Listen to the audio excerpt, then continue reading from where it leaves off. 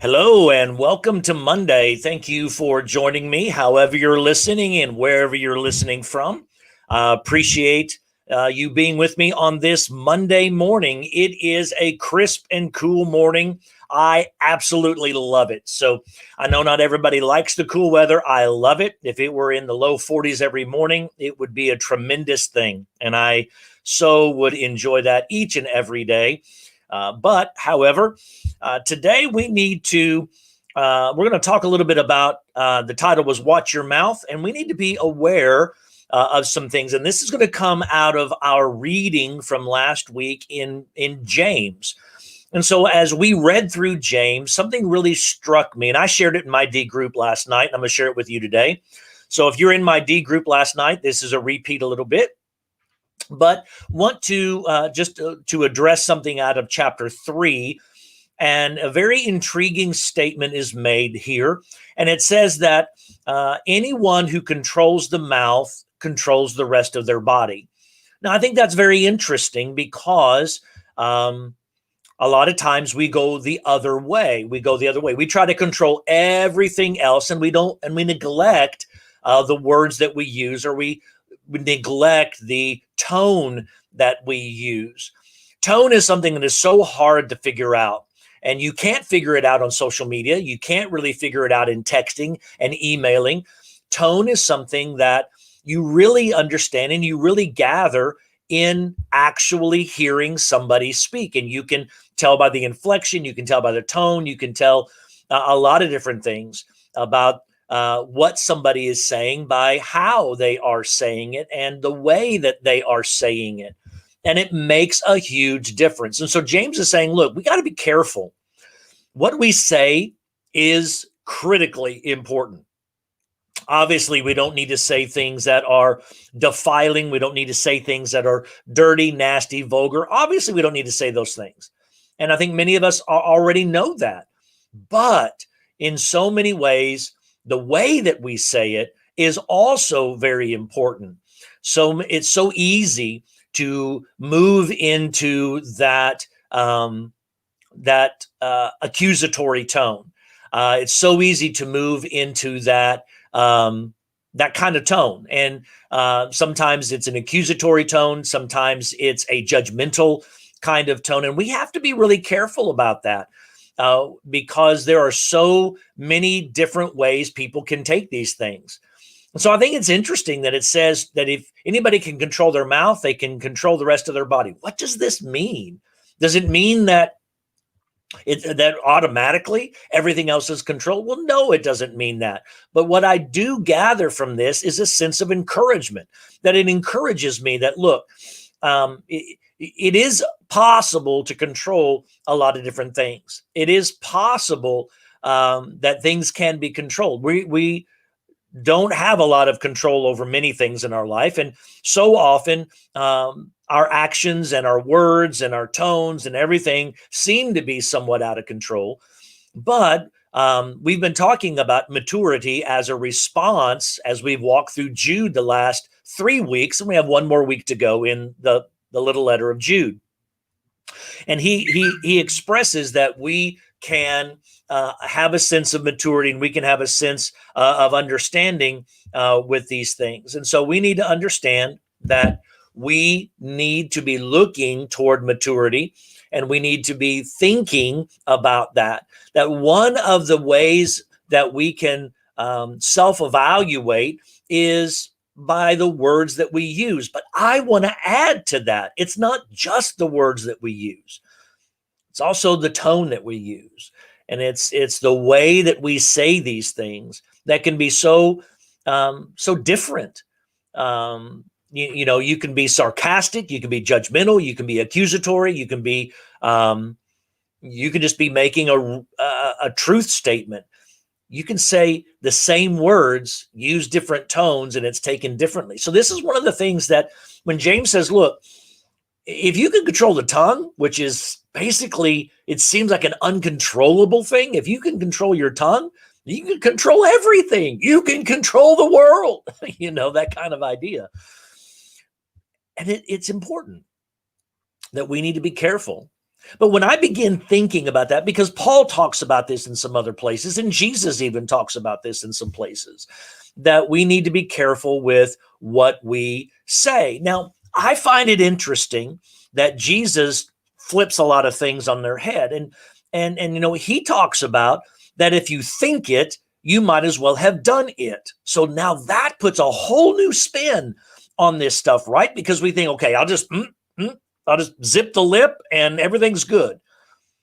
But if it's running through your head, just because it doesn't come out of your mouth doesn't mean that you aren't in a sinful position. Oh, really? Come on, Jesus. Really? And I say, yeah.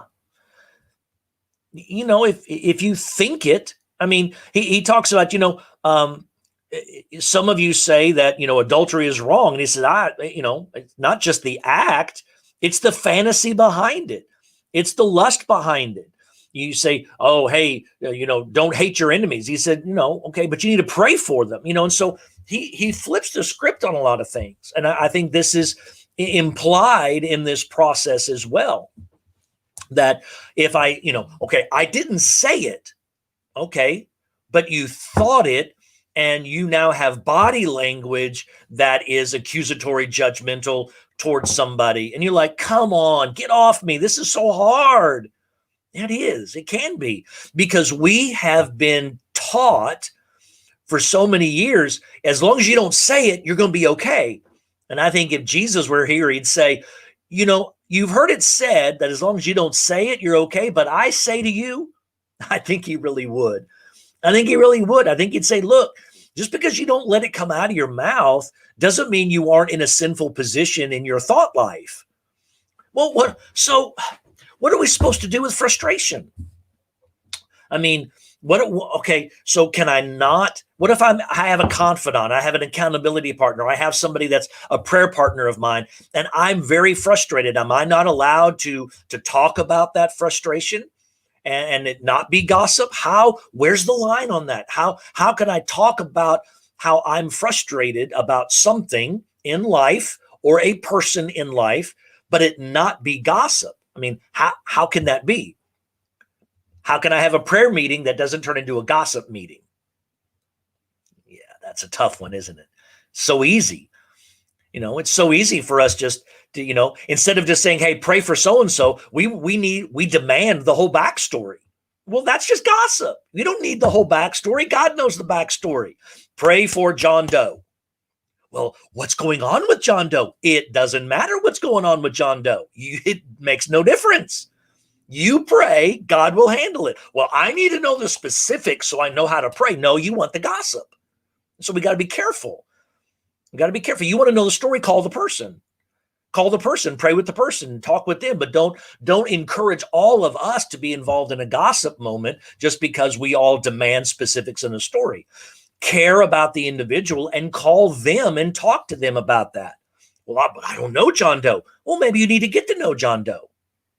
Maybe that's building a relationship. Maybe that's building a larger support system. Maybe that's being Christian. I don't know.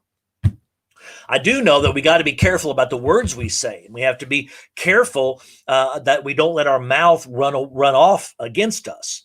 But I think we need to internalize this too and realize that it's not just what exits. It's also what sits and marinates in our brain. And we need to realize.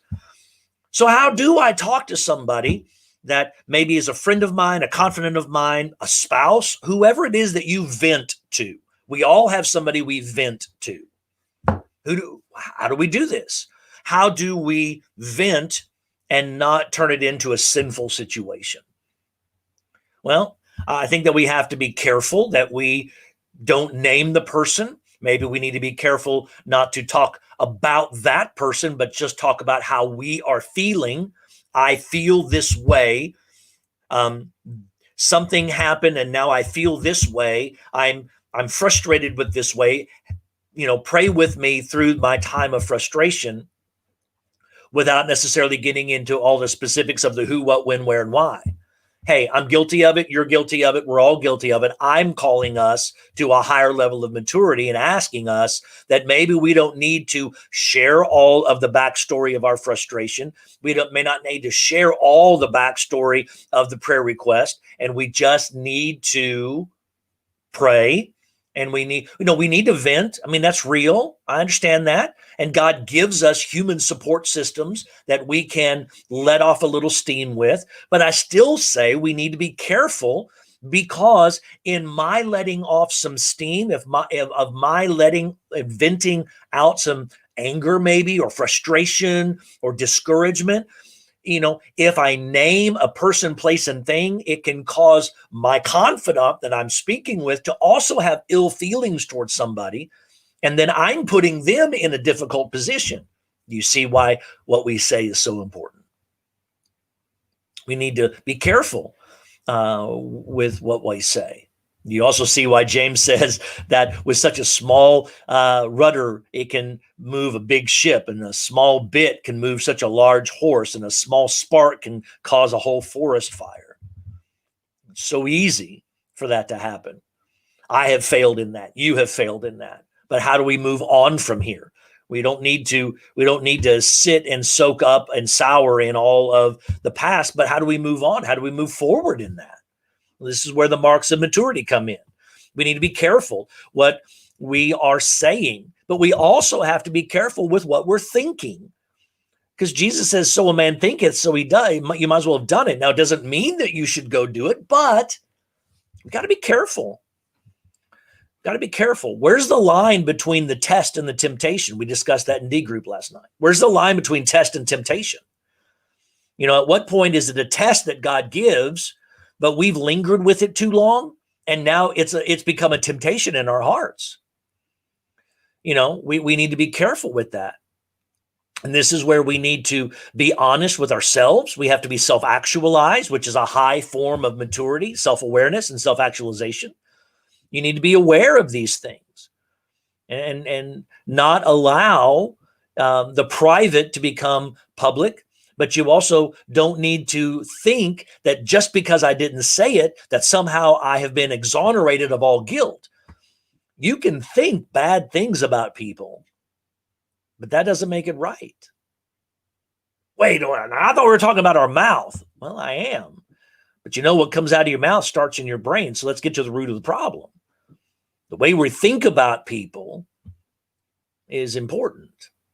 Well, but I just got to be real. Well, you can be real, but we also have to be merciful and kind and realize that, what? The same way that I'm frustrated with somebody else is they're probably frustrated with me, or other people are frustrated with me. It's a never-ending cycle, a never-ending chain. We've got to be careful about these things.